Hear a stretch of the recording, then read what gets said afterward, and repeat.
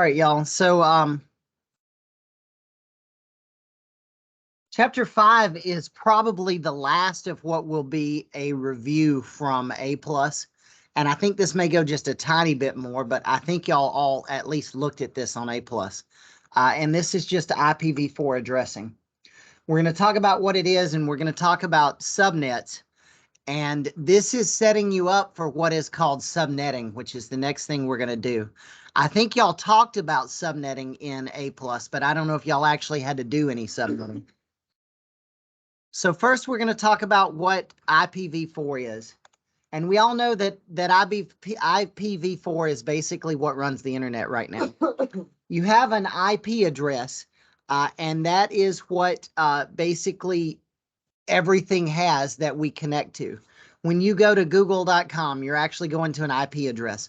All that we do with DNS, that sits on top of it, and that converts all these names to numbers so that we don't have to look at numbers.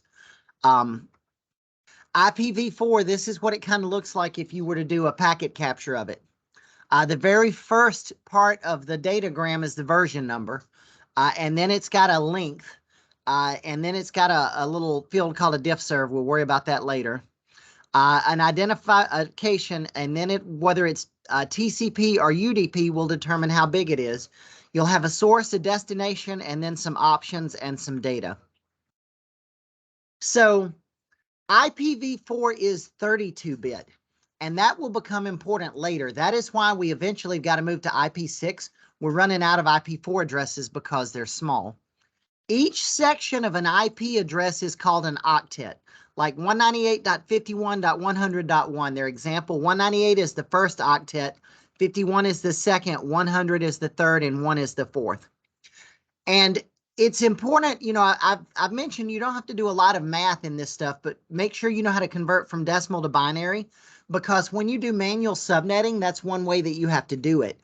And they want you to see that because basically the way that a computer works with IP4 is it converts each of those octets into binary. Each is an 8-bit binary section. So you see here, they're just showing that as a binary IP address. And the reason that you want to look at that is because you'll notice as you start doing this, everything in all of this is all powers of 2. You see here they're showing 2 to the 0, 2 to the first, 2 to the second, 2 to the third. 1, 2, 4, 8, 16, 32, 64, 128. When we start looking at ways that things are written in CIDR and when we do subnets, those are the addresses. Those are what they'll look like. So a range for an IP address can be from 0 to 255 and nothing else. I don't know, it's kind of an older question, but there was a question on mine about pick out the valid IP address. And one had too many addresses and one had an address that was above 255 and some crazy things like that. So just kind of make sure you know what an IP address looks like. So the network mask is the part that reveals the network ID. A binary 1 in the mask is the part of the network ID. The dotted decimal mask is the slash notation, and the default makes it a line.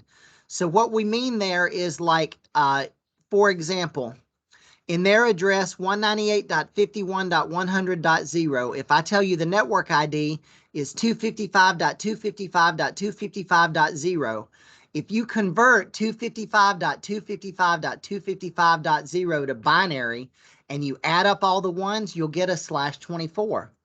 That is called CIDR notation. You will see that a whole lot in networking. If I give you an IP address, for example, of 198.51.100.0 /24, something you just have to memorize and get to know immediately that's a class C because that /24, and that /24 tells you that the net mask is 255.255.255.0. Is that kind of making sense? 255 is all one, so you know. So here again, they're just kind of trying to show. Here we're looking at one that's not a kind of a standard, it's /28, just so you can see how it's done.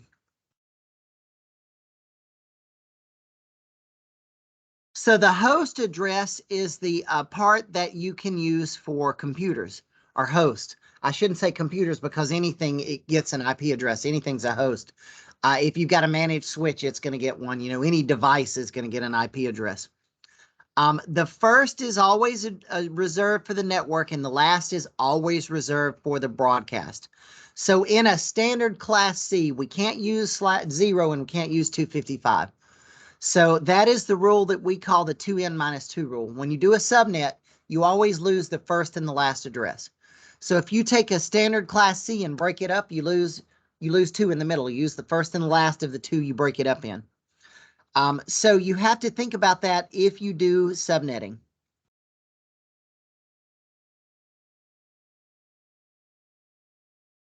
So let's talk a little bit about IP forwarding. So, okay, layer 2 forwarding you've looked at before.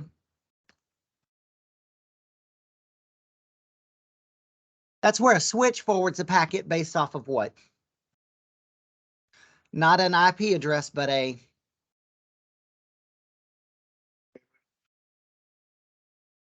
starts with an M. Oh, the MAC address. A MAC address, right, or a physical address. Layer 3 forwarding is routing. This is where you need a router instead of a switch. So you notice here in this picture, they've got different switches. They've got 192, 198.51, 116, 32, and 48. Each is a switch.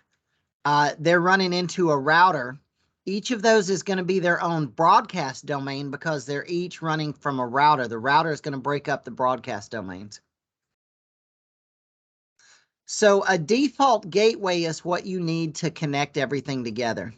The default gateway is simply an IP address on that network. It has to be in that network range. The general rule most admins follow is it is the first or the last address in the range, but that is not required.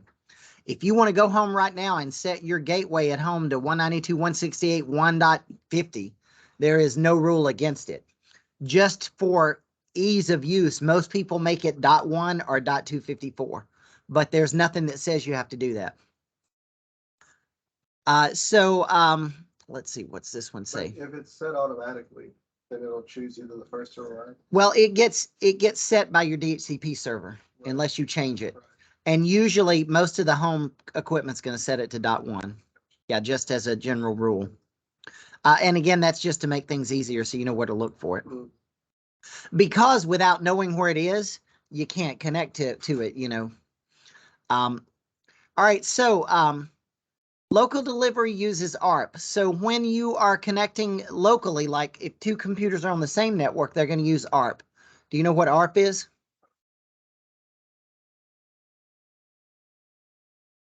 Address Resolution Protocol. Basically what ARP does, if you do a Wireshark capture on your own network and look through it, you'll see some packets that say who is, who has. Those are ARP packets. That's where a computer wants to know the address of another computer, and it sends a broadcast packet that says who is. It's like, who is in this MAC address? And somebody on the network called the master browser will respond and says, this is who this is. That's how local things work. But you've got a router that does that outside, and it's your default gateway. And it holds paths to the networks that it's connected to. And it does that by either a static or a dynamically routed protocol. So it has to know how to route things. It's got to know where things go. My router over there, for example, has got to know at minimum the next step to go to. It's got to know what it's connected to, if nothing else, because it's got to know if you send a packet to it, where to send it to. So here they're just trying to kind of show what ARP looks like. And, you know, if you look here, they're showing step 1, host 17's got a packet to send to 19. The source and the destination are on the same network, but it checks its ARP table and finds no entry. So it sends an ARP request on the network. The hosts that don't own 19 ignore it, but then 19 recognizes it and replies its IP address to 17. 17 then sees that that's it, and it basically makes a packet and is able to send it on. So does that kind of make sense? All right. two different types of packets to be aware of. Well, there's actually four, but we're going to talk about two now, and then I'm going to throw two more at you. Unicast and broadcast. A unicast IP packet goes to a single IP address. If computer 1 wants to talk to computer 2, it sends a packet from computer 1 to computer 2. The destination for the packet is computer 2's address. The source is computer 1's address. All right, that kind of makes sense, right? Delivered by layer 2 broadcast MAC. Routers typically don't forward broadcasts. Remember that. A broadcast packet goes to everybody. A unicast packet just goes to one person. A multicast packet goes to people that are part of a multicast group. A multicast group can be set up so that special people hear it if they're listening for it.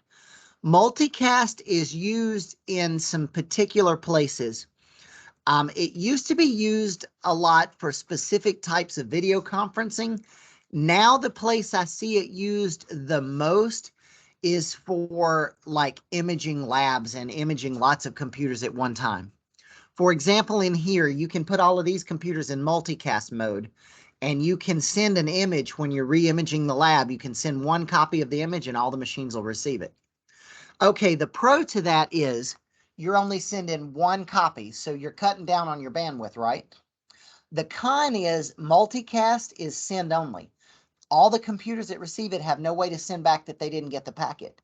When you're sending a unicast packet, the machine sends back that it received it or not. So thinking about an image, okay, that cuts down like in here by a factor of what, 11 or 12. I'm cutting down on bandwidth, but let's say there's a glitch in the network. Every single machine receives a bad packet. The whole thing drops. And think about when you're sending a hard drive image, what does that mean? I've sent a bad sector. Windows won't boot. So there's pros and cons to it. I generally, because this is a small lab, I don't use it. I just do unicast because on gigabit Ethernet, even though these images are about 400 gigs, it takes less than 30 minutes to image this whole lab on unicast. But think about if you were at a bigger school and you got a lab of, say, I don't know, 200 or 300 computers, it's worth taking that risk sometimes to do it. And Anycast is a group configured with the same IP address, and that's used for failover. It's a little bit different from bonding, but it's where you have multiple servers that are configured with one IP address. And if one is broke, the others take over, or it will send requests to different machines. Anycast is not used a lot anymore because most places that do load balancing have a load balancing server that sits in the front and it determines where to send things because it will look at CP load use and other things, where Anycast, you're just sending it to the IP address. It kind of goes to who gets it.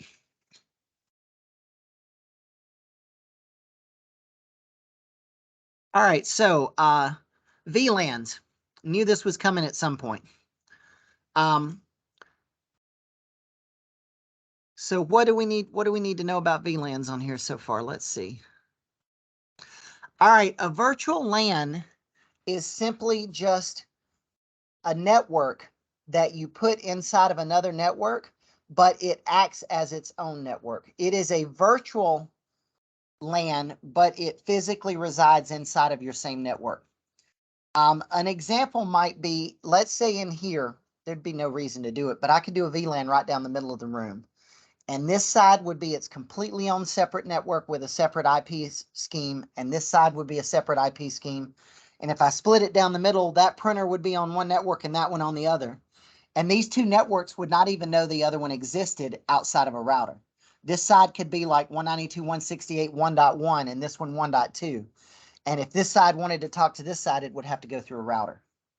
The place that you really see that used a lot, bigger networks, like we use it on the campus, the campus wireless is on its own VLAN.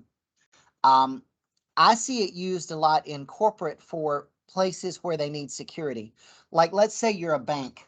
Let's say you're a bank in Shreveport in, I don't know, in Regents Tower.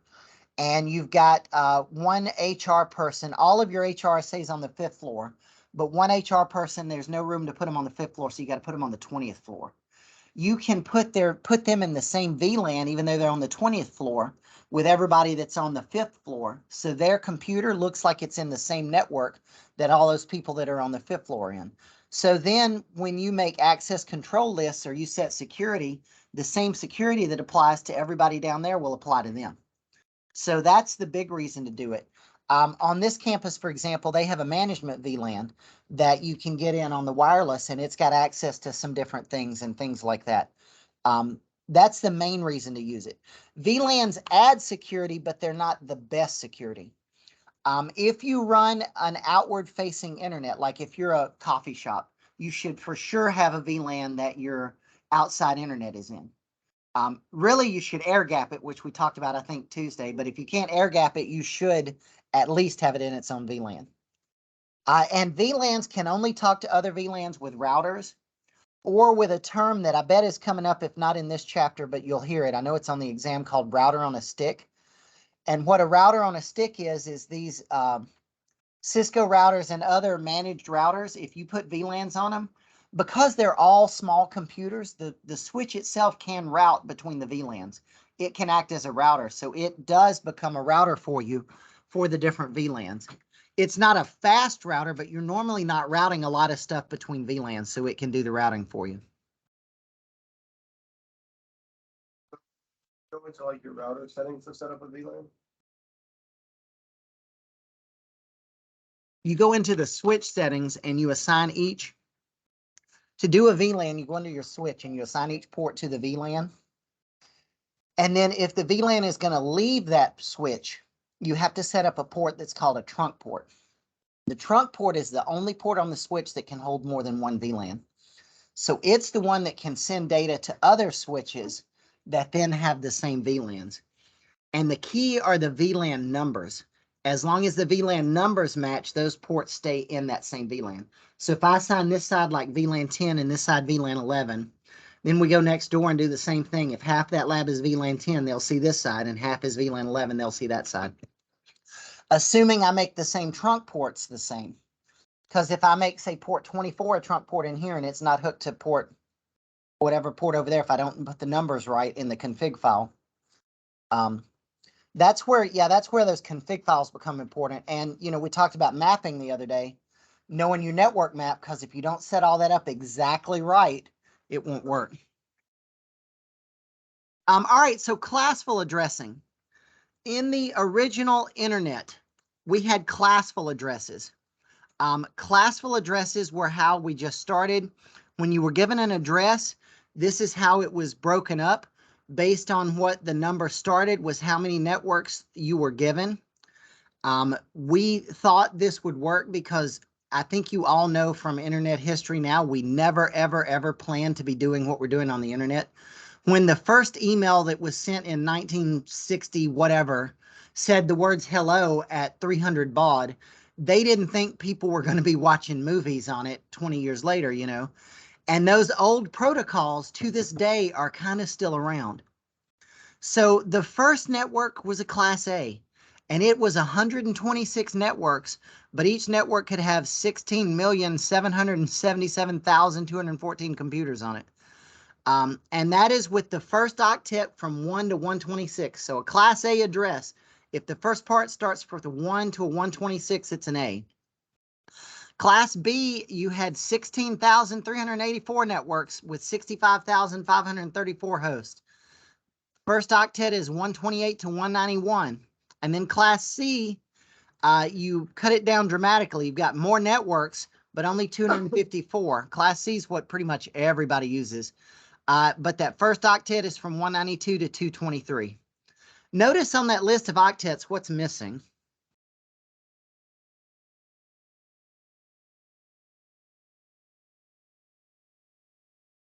One to 126 and then 128 to 191. What's missing? Do you know why 127 is missing? 127 is the home address. 127.0.0.1 is never used. So that entire octet of addresses is out the window. That is the problem, like in the original network, because they never expected all of this. It was just going to be academic institutions, so they could waste addresses. Okay, so we're wasting a whole set of addresses. Big deal. We're never going to need them. Now, because those old protocols still exist and still are there, 127 can never be used. Even though we're out of IP addresses, that whole set of addresses is off the table. All right, so public and private addressing. Public addresses are what you are given to be routable over the internet. These are assigned by the IANA to ISPs. They are given to a company that then sold them to your ISP. Or some big ISPs they were given to directly from the IANA. Like Suddenlink actually probably got theirs from the IANA.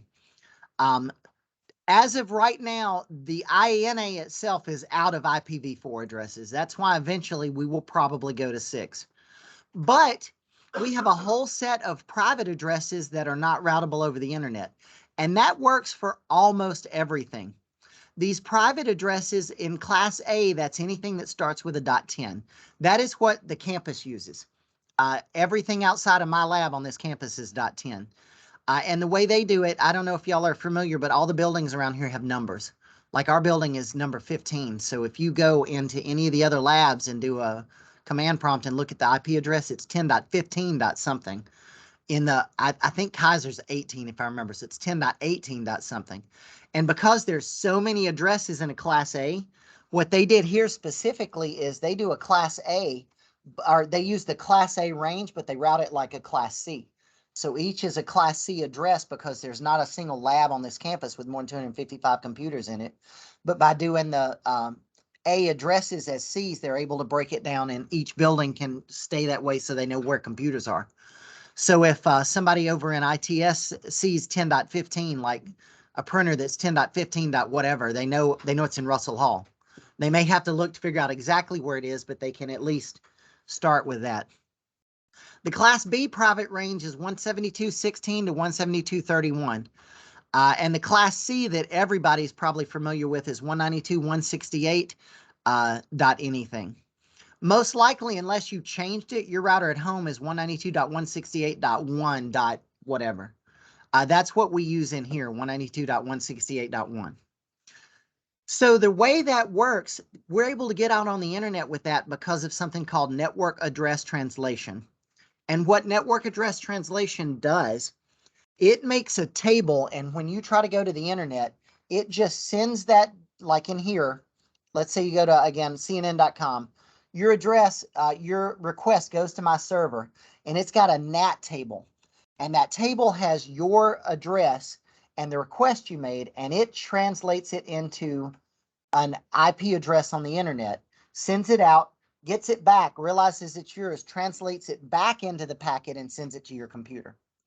Actually, here it's a tiny bit more complicated than that because the university uses 10 dot and I'm inside their network.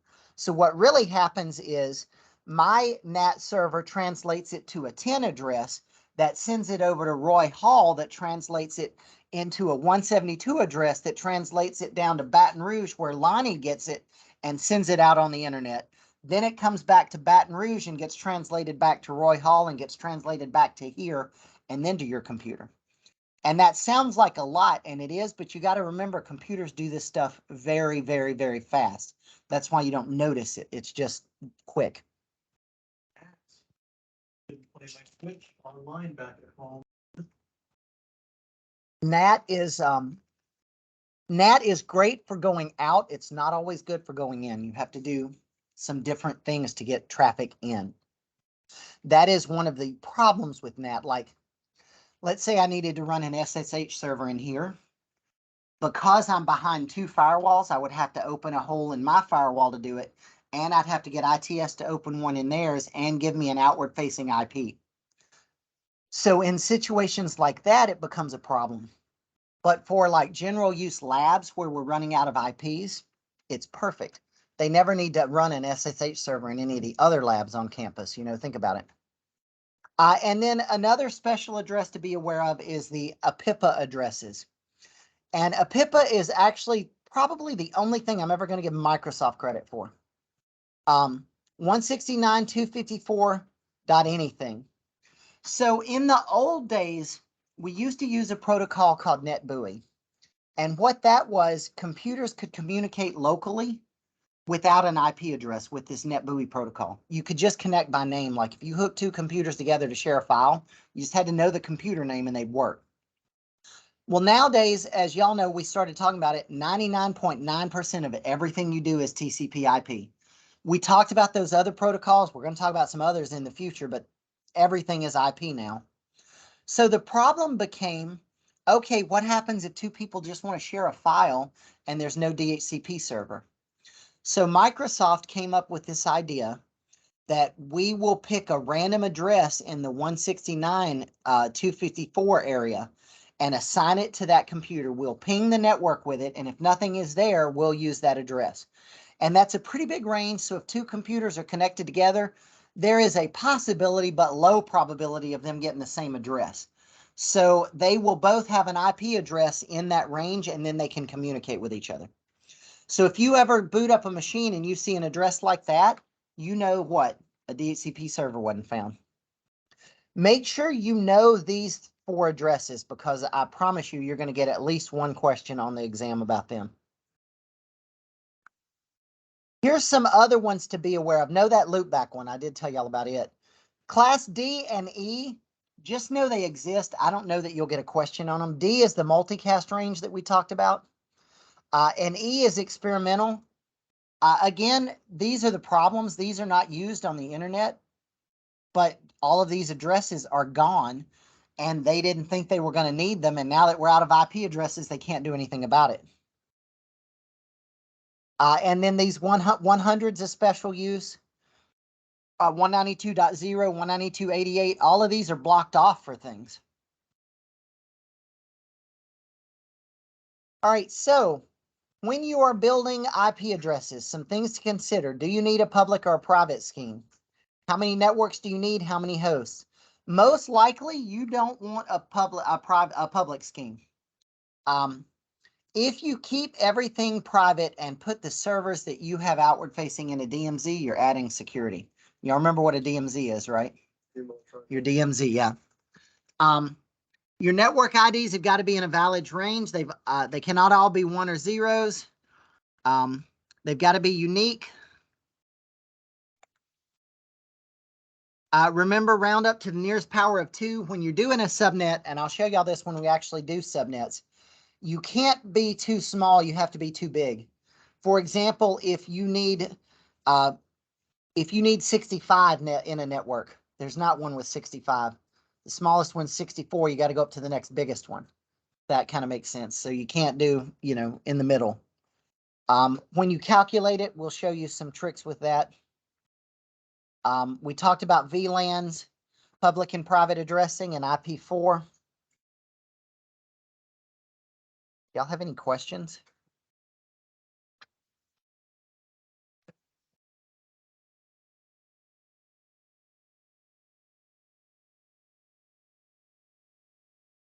This is one of those with lots of numbers, and I wish there were a trick, but there's not. I can only just tell you memorize those numbers. Make sure, and this chapter didn't go into it a lot, but it's coming up, and I know it's in the book. Make sure you learn CIDR notation. I talked about it. Make sure y'all understand what I'm talking about when I say CIDR.